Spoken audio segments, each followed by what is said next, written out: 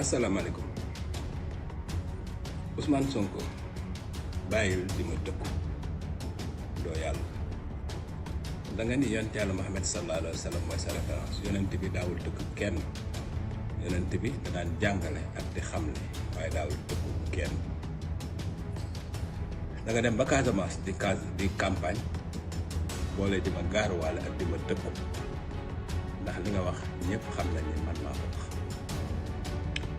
da nga ni nag li ma wax bu ma ci delluwaatee nga tëj ma kaso préparer cellule bi may dem parce que maa ngi ciy delluwaat nii lii laa wax Sénégal dama ni leen Casamance la fa xew ba nguur gi ñëwee ba léegi dama cee am njàqare ñetti yëf moo tax ma am ci njàqare bu njëkk bi mooy way fupp ya fa nekk dañoo yëkkati drapeau Casamance drapeau rébellion bi te dégguma président de la république yéey ci yàb bi dégguma Ousmane Sonko yéey ci yàb bi dégguma kenn ku bokk ci nguur gi ku ci yéey yàb bi loolu mosul am Sénégal beneen bi ci topp mu am jigéenu tubaab bu dëkkul ci réew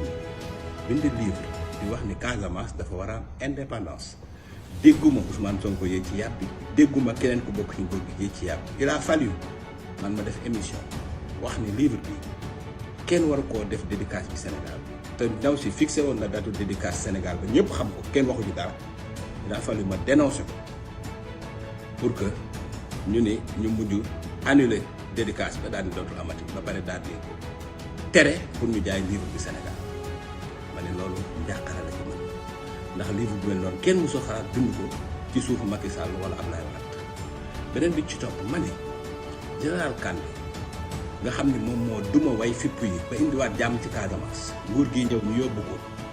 yóbbu ko Inde affecté ko ma ne loolu njàqare la ci man mais bu fekkee nag Ousmane Sonko loolu tax nga ni man da nga war a tëj kaso demal ci Google wala YouTube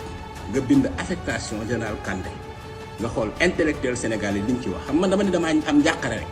waaye demal Google wala YouTube nga def affectation général Kandé nga xool intellectuel maanaam boo may tëj tey di nga tëj au moins 200 wala 300 intellectuels sénégalais yoo xam ne la ñu wax man jàll na bu baax li ma wax mais sa tëkku yi dafay wax ni rek singali bi nga ma singali tey leer na naññ ni bi nga may yóbboo 2 jours garde à vue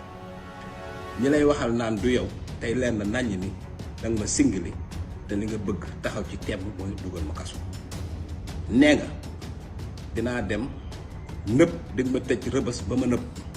loolu nga wax Ousmane Sonko respecté le justice Sénégal ngir yàlla yow premier ministre yaay tëj nit ñi ba ñuy nëb rëbës respecté le justice Sénégal justice Sénégal ay magistrat yu am valeur ñoo fa nekk te nit ñu baax ñoo xam ne école bi nga génne lañu génne ama ëppale woo leen daa nga taxaw yow en tant que premier ministre naan yaay dama ku ko def da ngay dem prison mel ni yaay tëj nit ñi te loolu mooy liggéey bi nga xam ne justice Sénégal moo ko war a def respecté justice Sénégal bi yàlla ba pare Ousmane Sonko affaire Kandé bi bu fa amee kenn kuñ ci war a topp mooy yow ndax dangaa wax lu garaaw da nga ni